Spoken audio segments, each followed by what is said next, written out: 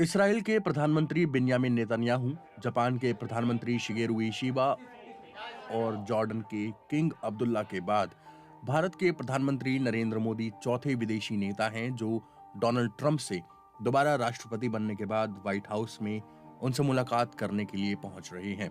Donald Trump दोबारा राष्ट्रपति बनने के बाद कई देशों पर टैरिफ की घोषणा कर चुके हैं, लेकिन भारत अभी भी बचा हुआ है। हालांकि डोनाल्ड ट्रंप ने अमेरिका पहुंचने वाले स्टील और एल्यूमिनियम पर टैरिफ लगाया है और भारत इन धातुओं का निर्यात अमेरिका को करता है। ट्रंप कई मोर्चों पर भारत को असहज कर चुके हैं, लेकिन मोदी सरकार ने बहुत सतर्कता से प्रतिक्रिया दी है। अतीत में ट्रंप भारत को टैरिफ किंग कह चुके हैं और इस महीने की शुरुआत में ही अमेरिका से 104 भारतीयों को लेकर अमेरिका का मिलिट्री एयरक्राफ्ट अमृतसर पहुंचा था। इन भारतीयों को हाथों में हथकड़ी और पैरों में बेड़ियां लगाई गई थीं। डोनाल्ड ट्रंप की भारत से शिकायत केवल अवैध प्रवासियों को लेकर ही नहीं है, बल्कि आर्थिक मोर्चे पर भी गंभीर मतभेद हैं। ट्रंप नहीं चाहते हैं कि भारत का अमेरिका के साथ ट्रेड सरप्लस हो। जब कोई देश आयात की तुलना में ज्यादा कीमत की वस्तुएं और सेवाएं निर्यात करता है तो ऐसी स्थिति को ट्रेड सरप्लस कहते हैं। साथ ही डोनाल्ड ट्रंप यह भी चाहते हैं कि भारत अमेरिकी उत्पादों पर आयात शुल्क कम करे। अब बात करते हैं कि भारत सतर्क किस तरह से है। नरेंद्र मोदी ने अमेरिका जाने से पहले ही कई कदम उठा लिए थे जो इस दौरे की जमीन तैयार करने जैसे लग रहे हैं।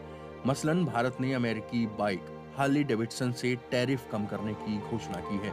ग्लोबल ट्रेड रिसर्च इनिशिएटिव के संस्थापक अजय श्रीवास्तव ने ब्लूमबर्ग से कहा है, प्रीमियम मोटरसाइकिल और विस्की को अगर छोड़ दें तो भारत करीब 75% अमेरिकी उत्पादों पर महज 5% टैरिफ लगाता है। पीएम मोदी को चाहिए कि वो ट्रंप को समझाएं कि भारत टैरिफ किंग नहीं है। इसके साथ ही हाल के सालों में भारत ने रूसी हथियारों पर निर्भरता कम की है और अमेरिका के साथ रक्षा साझेदारी बढ़ाई है। ये साझेदारी मोदी के दौरे के बाद और बढ़ सकती है। भारत ने अमेरिका में रह रहे अपने अवैध प्रवासियों को लेकर भी ट्रंप प्रशासन की बात मानी है। हाल ही में भारत ने परमाणु जवाबदेही कानून में संशोधन करते हुए 100 गीगावाट परमाणु ऊर्जा उत्पादन का फैसला किया था। कहा जा रहा है कि इससे भी अमेरिकी कंपनियों को ही फायदा होगा। अब सवाल यह भी है कि भारत कितनी मांगे मान सकता है।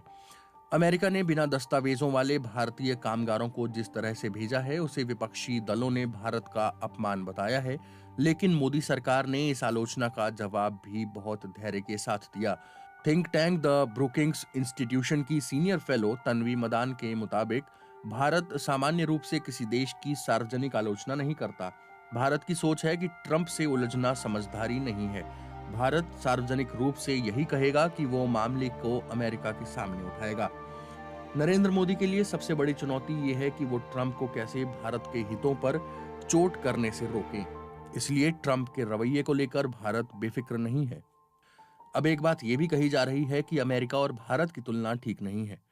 पूर्व विदेश सचिव कमल सिब्बल के मुताबिक अमेरिका भारत से अपनी तुलना नहीं कर सकता है, मुकाबला बराबरी में होता है।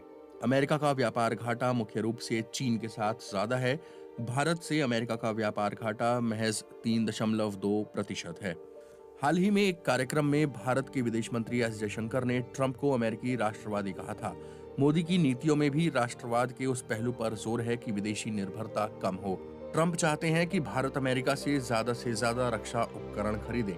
दूसरी तरफ मोदी चाहते हैं कि भारत रक्षा उपकरण खुद बनाए। ऐसे में दोनों की नीतियां भी आपस में टकराती हैं। ट्रंप के पहले कार्यकाल में नेशनल सिक्योरिटी काउंसिल में साउथ एंड सेंट्रल एशिया की सीनियर डायरेक्टर लीजा कर्टिस ने एक इंटरव्यू में कहा था, मुझे लगता है कि मोदी की मेक इन इंडिया और ट्रंप की अमेरिका फर्स्ट की नीति में कहीं न कहीं सीधा टकराव है, खासकर जब बात रक्षा व्यापार की आती है।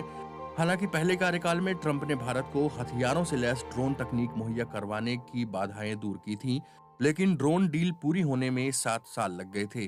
जाहिर है कि ट्रंप इस बार